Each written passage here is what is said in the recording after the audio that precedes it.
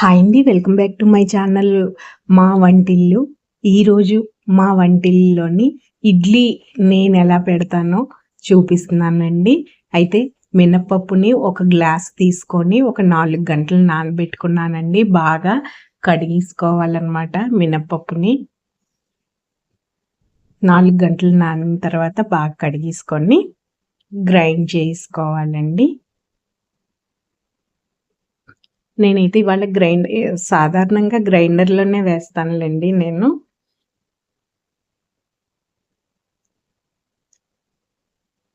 ఈ విధంగా గ్రైండర్‌లో వేసుకొని, దానికి తగ్గట్టు కొద్దిగా నీళ్లు వేయండి. మరీ ఒకేసారి ఎక్కువ నీళ్లు వేసికండి. అప్పుడప్పుడు వేస్తూ ఉండండి. అయితే ఇది నలిగేలోపు మనం ఏం చేద్దామంటే, దీని మీద ఈ గ్రైండర్ మీద మూత పెట్టేసుకుందాము. మూత పెట్టేసుకొని నూకని నానబెట్టుకుందామండి. చూడండి, నేను ఈ గ్లాస్‌తో అయితే మినపప్పు తీసుకున్నాను కాబట్టి, ఈ గ్లాస్‌తో 2 గ్లాసులు ఇడ్లీ నూక నానబెడుతున్నానన్నమాట. 2 గ్లాసులు ఇడ్లీ నూక తీసుకొని 2 సార్లు శుభ్రంగా కడిగేసుకొని ఇలా నానబెడుతున్నానండి. ఈలోపు ఇడ్లీ పప్పు మినపప్పు నలిగిందో లేదో చూద్దాము.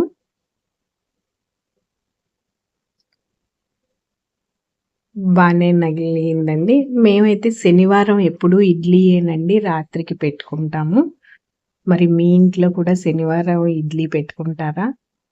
ఇంకా కొద్దిగా నలగాలి. కొద్దిగా నీళ్లు వేసుకుంటున్నాను నేను, చిలకరిస్తున్నాను. ఇంకొద్దిగా నలిగిపోతే అప్పుడు గిన్నెలోకి తీసేసుకుంటానన్నమాట. మినపప్పు 4 గంటల కన్నా ఎక్కువ నానక్కర్లేదండి. అయితే ఇంక నలిగిపోయింది. ఇప్పుడు ఒక గిన్నెలోకి ఇది షిఫ్ట్ చేస్తున్నానండి. చూడండి, అంతా తీసాను. ఇప్పుడు ఇందులో నూక కలిపేద్దాము. గట్టిగా ఇలా పిండుకొని ఈ ఇడ్లీ నూక ఈ మినప రుబ్బులోని కలిపేసుకోవాలి.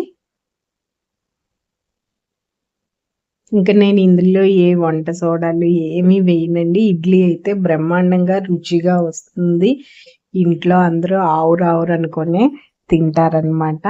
మెత్తగానే వస్తుంది. ఇప్పుడు తగినంత ఉప్పు వేసుకొని బాగా కలిపేసుకొని ఒక 2 గంటలు పక్కన ఉంచండి. 2 గంటలు మూత పెట్టేసి ఉంచండి ఈ ఇడ్లీ రుబ్బుని.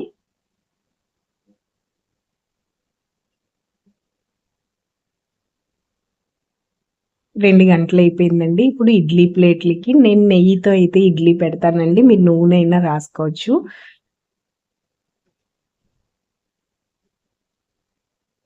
ఒకసారి ఈ ఇడ్లీ రుబ్బుని బాగా కలుపుకోండి. ఈ విధంగా ఇడ్లీ ప్లేట్లకి నెయ్యి రాసుకున్నాం కదా, అందులోని ఈ ఇడ్లీ రుబ్బు ఒక్కొక్క గరిట వేసియండి.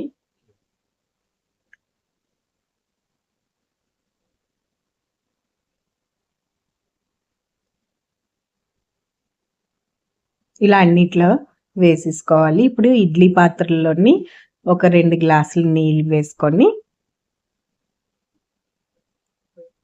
ఈ ఇడ్లీ రేకులు చూడండి, ఈ కన్నాలు ఉన్నాయి కదా, ఆ కన్నాల అడుగు ప్లేట్లోని ఇడ్లీ రేకు మీదకి, అంటే ఇడ్లీ ఏదైతే వేసామో దాని మీదకి వచ్చేటట్టు ఉంటే నీళ్ళు అన్నవి ఇడ్లీల మీద పడవన్నమాట. ఒక 10 నిమిషాల్లో అయిపోతుందండి. నేను అంటే మా ఇడ్లీ అయితే, అంటే మా గిన్నెలో చూడండి ఎంత బాగా వచ్చాయో. చాలా అంటే చాలా బాగా వచ్చాయి. ఇడ్లీ ఉడికిపోయింది. ఇప్పుడు ఇందులోంచి తీసేసుకుందాము. తీసేసుకొని కొంచెంసేపు చల్లారనివ్వండి. చల్లారితే ఇడ్లీలు అన్నవి చాలా బాగా వస్తాయి. అయినా నూనె కానీ నెయ్యి కానీ రాస్తే వెంటనే బాగా వస్తాయిలేండి, ప్లేట్ కంటుకోకుండా. అయినా వేడిగా ఎందుకు తీయడం, కొంచెం చల్లారాక తీసి ప్లేట్లోకి పెట్టుకొని మీకు నచ్చిన పచ్చడితో, ఇవాళ అయితే నేను కొబ్బరి పచ్చడి చేశానండి. పచ్చడితోని ఆరగించండి. చాలా అంటే చాలా బాగా వస్తాయి, మెత్తగా వస్తాయి. అంతేనండి, ఇవాళ మా వంటింట్లో ఇడ్లీ కొబ్బరి పచ్చడి అన్నమాట. చూడండి ఎంత మెత్తగా వచ్చాయో, దూదుల్లాగా వచ్చాయి. మరి ఇంకెందుకు ఆలస్యం, మీరు కూడా ఇంటి దగ్గర ఒకసారి పెట్టి చూడండి ఈ విధంగా. ఈ వీడియో కానీ మీకు నచ్చితే ప్లీజ్ లైక్ చేయండి, ఛానల్